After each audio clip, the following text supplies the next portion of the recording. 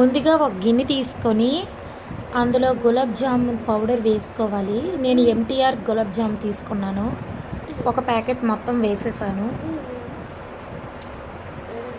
తరువాత కాచి చల్లార్చిన పాలు కొంచెం కొంచెం యాడ్ చేసుకొని అది చపాతీ పిండిలా అంటే గట్టిగా కాకుండా కొంచెం లూజ్గా కలుపుకున్నాను. నేను కొంచెం యాడ్ చేసుకున్నాను మిల్క్. మళ్ళీ సరిపోకపోతే మళ్ళీ కొంచెం యాడ్ చేసుకుంటున్నాను.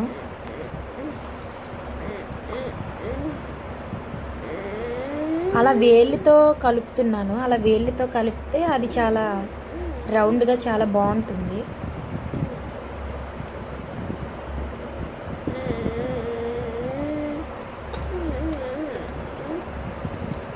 కొంచెం అలా ప్రెస్ చేస్తూ కలుపుతున్నాను.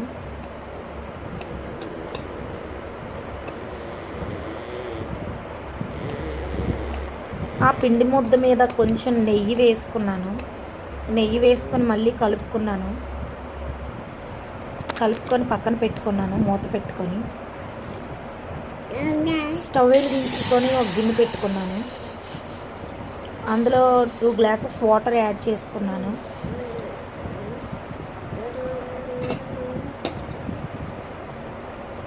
యాడ్ చేసుకున్న తర్వాత అదే గ్లాస్తో 2 గ్లాసులు పంచదార వేసుకున్నాను.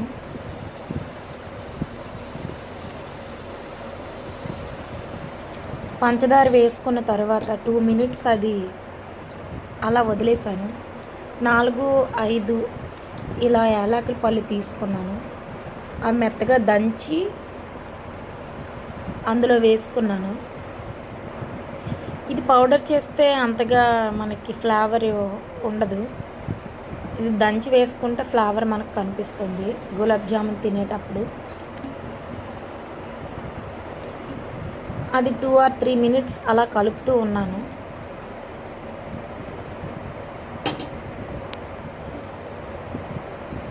అది పక్కన పెట్టుకుందాం. ఇప్పుడు ముందుగా తయారు చేసి పెట్టుకున్న ఆ పిండి ముద్దని చిన్న చిన్న ఉండల్లా చేసుకున్నాను. చేసుకున్న తర్వాత మరొక పక్క స్టవ్ వెలిగించుకొని ఒక కళాయి పెట్టుకున్నాను. అందులో డీప్ ఫ్రైకి సరిపడా ఆయిల్ వేసుకున్నాను. ఆయిల్ వేసుకున్న తర్వాత అది కొంచెం వేడెక్కిన తర్వాత ఈ పాక అంతలో అయిపోయినట్టుంది. అది స్టవ్ ఆఫ్ చేస్తాను. ఇప్పుడు ఈ ఆయిల్ కూడా కొంచెం మరిగినట్టుంది. అందులో చిన్న చిన్న ఉండలుగా గులాబ్ జాములు చేశాను కదా, అవి చేసినవి ఆయిల్లో డీప్ ఫ్రై చేసుకున్నాను. డీప్ ఫ్రై చేసుకున్న తర్వాత ఈ పంచదార పాకం ఉంది కదా, అది చల్లార్చాను బాగా. అది చల్లార్చిన తర్వాత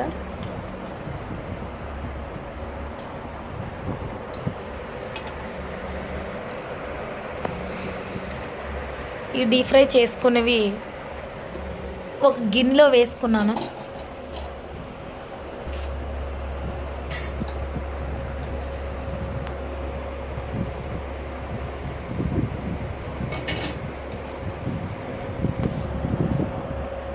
ఒక గిన్నెలో వేసుకున్న తరువాత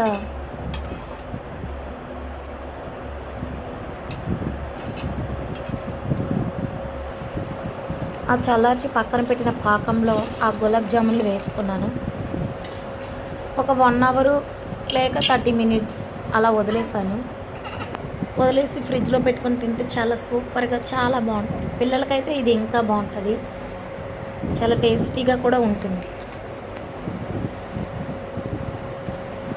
అంతేనండి గులాబ్